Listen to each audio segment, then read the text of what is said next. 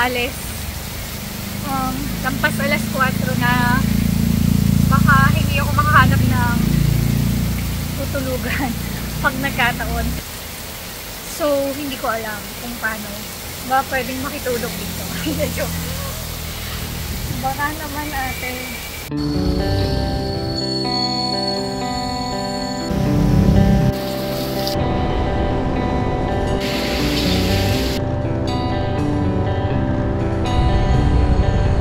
Bali guys, this is day 1 of our Visayas Mindanao loop, which is the second leg of our Philippine Loop Adventure Tour.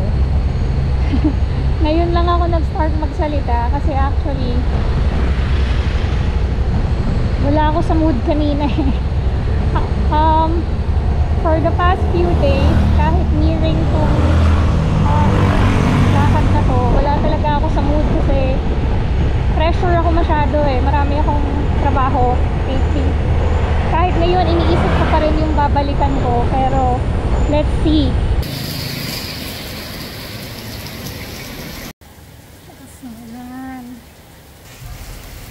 Si Sir Sandro, siya yung nag-organize ng Malayan Ride. Tapos, pabalik siya ngayon, galing siya Mindanao, sabi niya naulan. Tapos, shoutout kay Gilbert, nakakilala rin pala ni Sir, nakaka-office mate ko kasi sa Angkas, Cebu. Ano Sir, sabi niyo pag konyo, hindi nag-Philippine Loop? Hindi nag-Philippine Loop yan, ayaw ng ano yan, marumi. Oy, para namang sinabing madumi tayo. Saya, small world. Tapos ang galing, ang galing, ang galing, ang galing. Kumakain lang ako dito kasi nagpapatila akong ulan kasi ang lakas nga ng ulan. Tapos ayun, dumating din siya kasi nagpapatila din ng ulan. Bye-bye!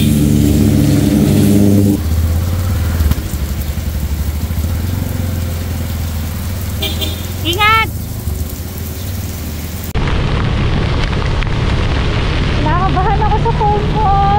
Mga plastic naman, pero kasi ang lakas ng ulan. Pero pag pinatay ko to, tapos tinago ko, hindi ko alam yung daan.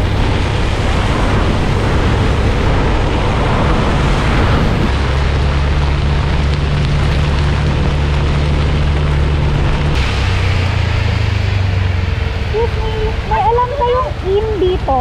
Ba? Inn? Pwedeng tulugan? May malapit ba? Ano ba? Tatanong ka lang. Kay mama. Itatanong lang daw po sa mama nito. Ay, hindi okay lang. Baka meron ako dito. Baka meron lang daw. Sa bayan. Sa bayan? Malayo pa ba? Opo. Salamat, salamat din. Thank you.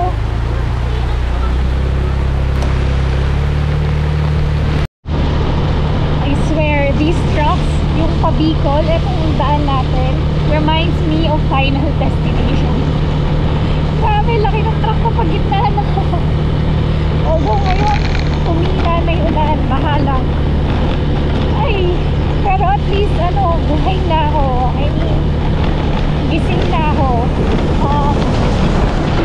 Anong wala sa mood? Hindi pwedeng wala sa mood. Nasa mood na ako mag-ride ngayon.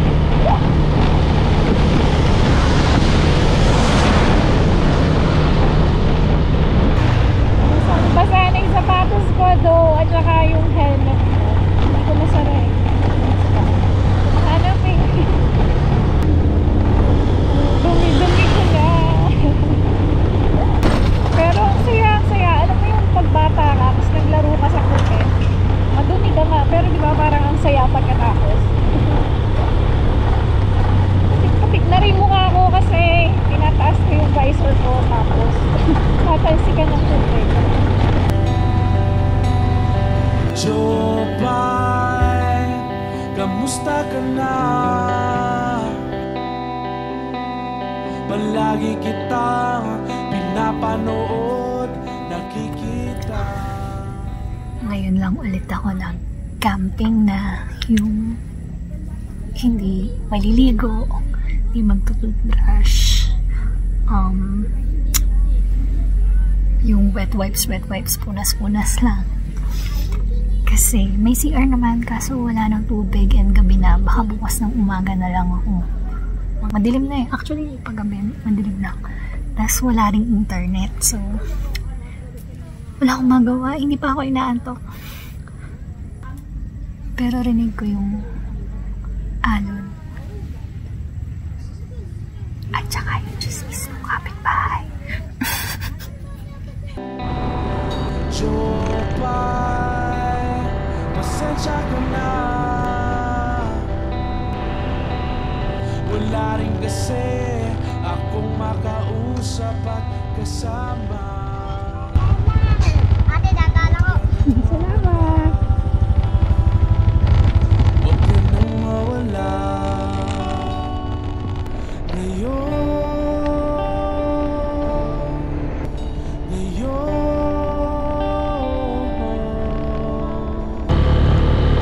I see birds flying in slow motion. Dadalhin kita sa aming bahay. Di tayo mag-aaway. Aalis tayo sa tunay na mundo.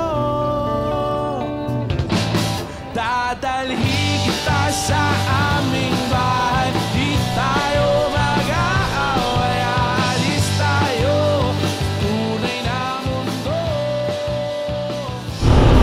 Alam nyo, yung araw na to, siguro dahil Sabado, kaya maraming tao, nakakapagpa-picture ako. Ang dami kong picture today. Yay! Ang ganda pa ng lugar. Ganda.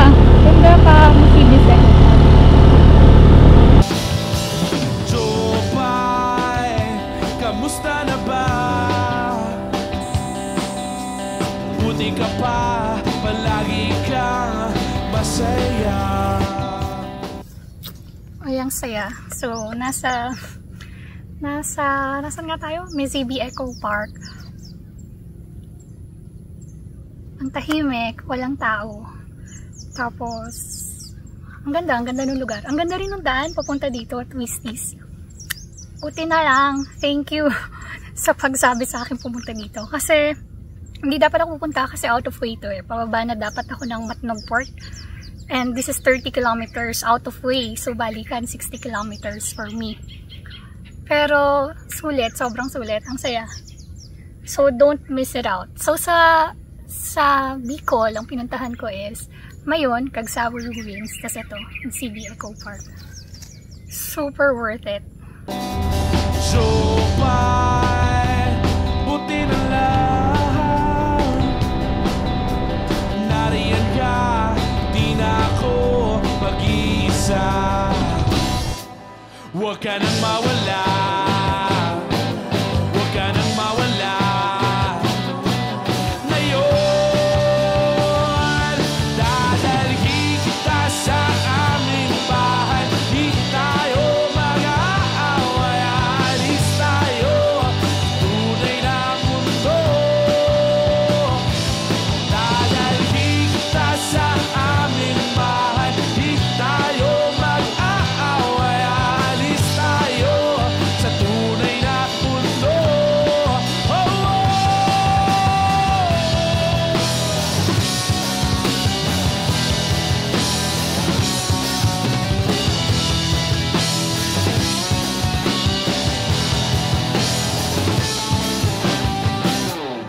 Huwag ka nang mawala.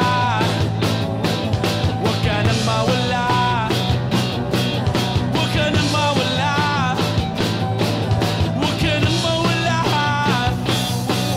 Ngayon,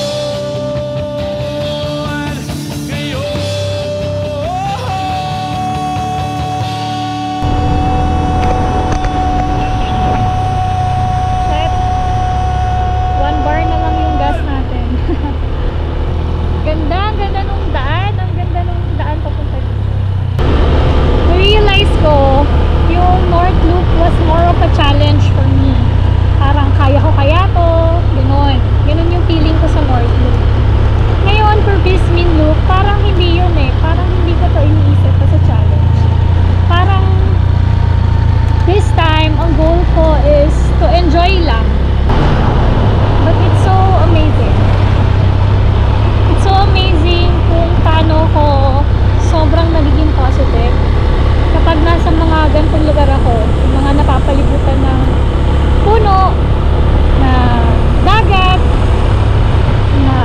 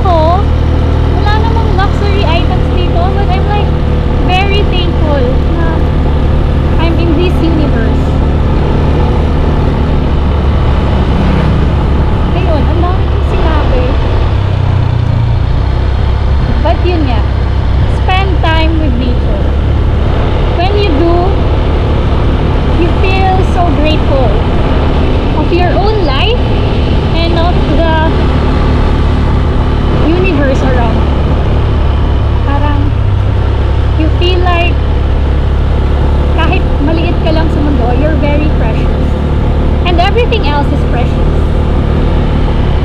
Aww.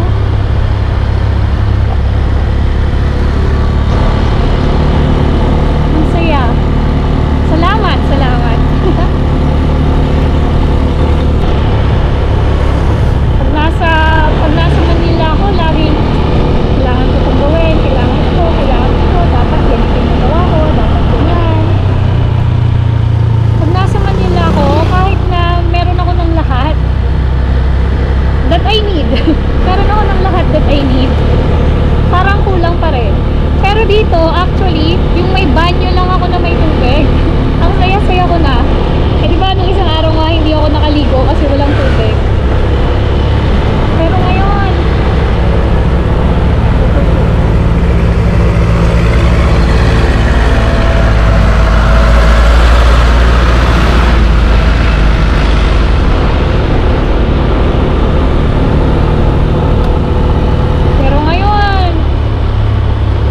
may tubig lang, masaya na ako.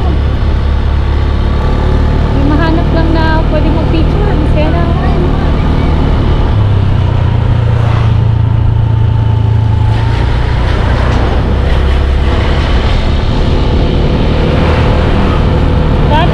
That's how powerful nature is. Kaya siguro ang dami nating problema kasi we've become so disconnected with nature. Inshallah. Dadalhin kita sa aming bahay.